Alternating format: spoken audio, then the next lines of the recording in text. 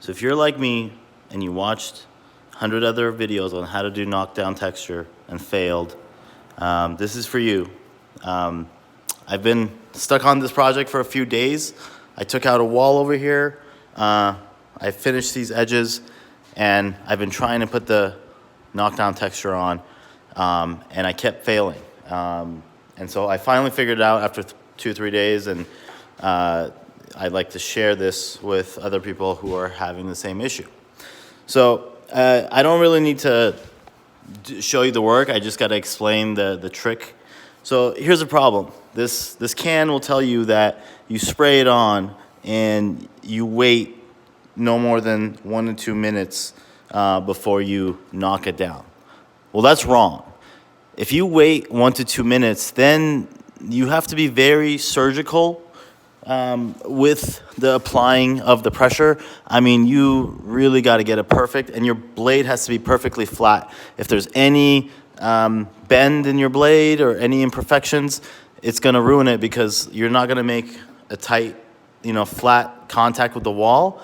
And then in order to make contact, you have to kind of apply pressure. And when you apply that pressure, it ruins your knockdown texture. It kind of mushes the little dots together, and you don't want that. You want them to be nice and separated like that, but flat on the top. So unless you have the dexterity of the surgeon, don't do 2 minutes. I found for me the perfect amount was 8 minutes. What you really want this to happen, you want this compound. This is basically just joint compound, watered down a little bit. But you want to get hard enough to get to the consistency of like Play-Doh, because all you need to do is just to be able to push it down a little bit to flatten the head. So you don't need it to be super wet. And the wetter it is, the more likely you are to fuck it up and squish it down. So your best off is wait a good 8 minutes. And when it's almost dry, where you basically want it to be at a point where it's almost dry but not fully solid.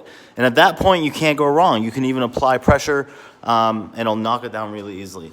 Now, I actually found an alternative to a putty knife that works a lot better. This is a piece of my flooring. It's vinyl plank flooring, and it's got this little rubber thingy at the bottom.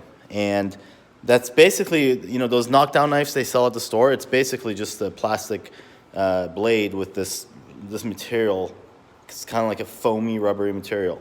But if you don't have this, don't worry. You can use this. As long as you let it dry, then you can use this as well. You want to make sure it's like nice and straight. Mine's kind of bent right there, so it doesn't work really well. But sometimes what I'll do is I'll rub it on the floor like this, make it nice and clean and smooth. But your best bet, you want to make sure that you might want to just go buy a brand new one, just because it'll make your life easier if the surface you're working with, if the tool you're working with is flat. I'll demonstrate right here. There was a little piece that was left. See, and this has been on for like 15 minutes, and I'm still able to push it down. I mean, this stuff takes a long time to dry, so really don't need to worry about doing it too quickly, and you're better off erroring on the late side than the early side. And that's it. Hope you enjoy.